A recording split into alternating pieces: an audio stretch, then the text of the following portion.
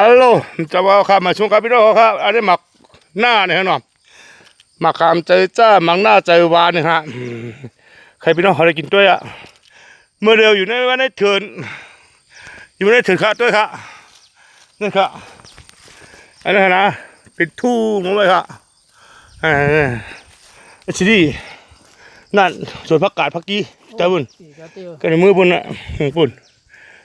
นั่นคือการพยอยกำดีกว่านั่นชวนนั่นชวนน้ำใยครับชวนน้ำใยที่ไหนครับนี่ปีนี้ครับพี่เจ้าชิดีพื้นเอาอะจังหวัดที่ค่ะยังคือขนาดนั้นขึ้นดอยมอดูป้วงเอาฮะยับพี่เจ้าชิดีป้วงเลยป้วงบ้าดูไว้ตุกขนาดเนี่ยครับคือน้ำจิ๊กดอยเท่าก่อนเนี่ยดอยอะไรครับพี่เจ้าชิดีนั่นไหนบุญน่ะปีนี้ครับยาวขึ้นดอยหลายปีเยอะขนาด15 ปียามไปขึ้นมามีหลายชั่วโมงฮะชั่วโมงปลายน่ะชั่วโมงปลายหน่อมาอย่างครับก็เก็บปลูกลำไยมาเนี่ยนะมีตัวเดียวเนี่ยฮะเด็กปลูกลำไยเนี่ยมีหลายตัวกันเขาต่างเอาต่างเอาเนาะไว้ก้นได้ต่างขึ้นได้เนาะต่างขึ้นได้อันนั้นกระติกเดียวขนาดนี้เขาเนี่ยเขาลองกินข้าวเนื้อนะอ๋อป้าเขาเองขนาดเขาเองก็มาขนาดพี่น้องครับพวกควายก็นี่ไหนครับเนี่ยชีวิตคนใจบันวก15 ปีครับได้มาเพราะมีชวนว่าปุ่นมีชวนเขามีชวนจากนั้นครับก็ไปถึงกันในตึกเป็นสุญญางปุ่นผลตัวไอ้ดอยเอาเว้ยนั่นน่ะดอยมีปุ่นอ่ะไอ้ชีเดีย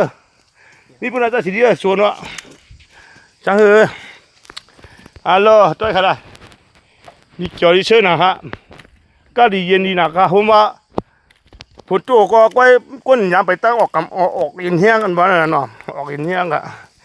ดินแดงไม่เนี่ยจังมีเสียงเนี่ยเขาว่ากลมด้วยดิดินแดงไม่เนี่ยจังมีเสียงเนี่ยว่าจะชี้ก็กลมนะจื้อใจครับกูมันบ่มตัวติดร่วมติดประหลาดที่ชอบกินอวดเนี่ยเขาว่าเห็นไหมครับนี่ตั้งเกี่ยวตั้งสารนี่ละตั้งการก่อนบนปืนใครกาจ้องหัวจ้องรวยกาจะถึงจ้องกุ้งจะชี้ดีติวตั้งการน้ำใหญ่ตัวเนี่ยผูกเข้าไปนั้นยังโดดเป็นนั่นมาเลยไปจ้าชีดีนั่นมาตีนี่ว่ามันไปเพียวเขาดูมันตึกกับเพียวเขาอยู่มันเดียวนะใช่ครับอยู่ลายตายหยาบเลยครับว่าออกแห้งพองเลยครับว่าไปจ้างพองเลยว่าเข้มนะพวกเขามีเงินมาใครมาผูกยี่ได้ช็อตใครจุบน้ำหูหนองวิวมาน้ำวันทำงานมันจุบน้ำหูขึ้นมาให้แทงน้ำไปในฮะพี่ปีแดงเห็นทุกตะกากเป็นเงินใจหนัง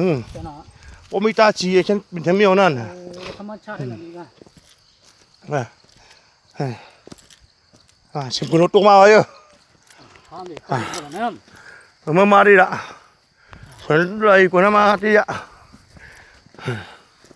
ฮัลโหลเว้ยนี่ครับ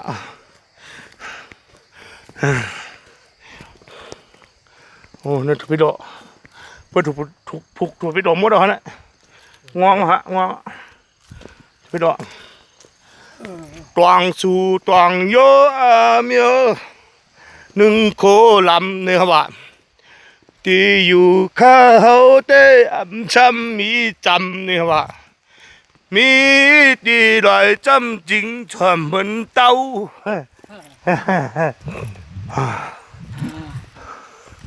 ขอเอาแต่สีเดียวมันมีผมแต่สีมาดีอ่ะใครจะไปถึงยามะ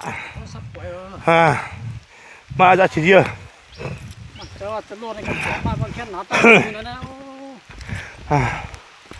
ตายแต่สีเดียว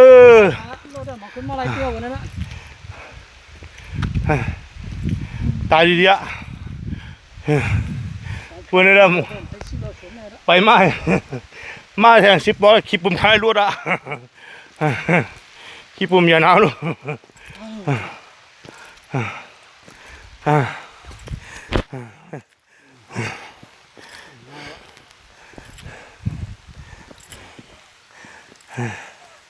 ไปเจอข้อเลย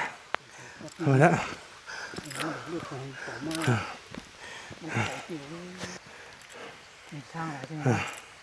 ไม่ช่างไม่จึงเหมือนทางซ้ายเขาอะซ้ายเขาไม่ยัง วงหงอนมุงเดมามีเมียวเหรอชิ มีอยู่ได้ วงเดมาอ่ะหาด้วยวงเดมันหนามันออกไปหมดแล้วล่ะไม่ใช่ฮะ มีหนอนมีอยู่ ออกไปหมดแล้วอยู่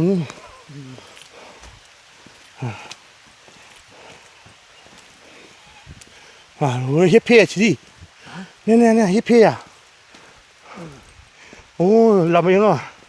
เว้ยเฮ็ดเพี้ยมันเฮ็ดเพี้ยเข้าในปัญหาเฮ็ดเพี้ยขายฮัลโหลโอ้ไปสวนไปปลูกน้ำไยโอ้ฝนตกโอ้สวนนี่สวนไอ้สมพรน่ะเตี้ยอ๋อ โอ้ไปไหนมานั่นน่ะ ไปสวนนะแก โอ้ไปเอายังมา ไปนอนเฝ้าเข้า เกี่ยวล่ะ ย่าง โอ้มันดีเกี่ยวด้วยกะ ย่าง โอ้ฝนตกเนี่ยไปก่อนเนอะ ต้องกินกันแล้ว ครับ นอนเฝ้าเข้าแกนอก อ๋อ ไข่ปันไดพะโล้ ใช่ขายกะขายดักนกอ่ะโอ้ ไข่อะไข่ไก่นะ อ๋อครับ ไข่ของพี่แจ๋วเข้ากลับมาไหน กะอ๋อครับครับมีบวนกระดิกคืออ่างน้ำบุญน่ะอ๋อครับ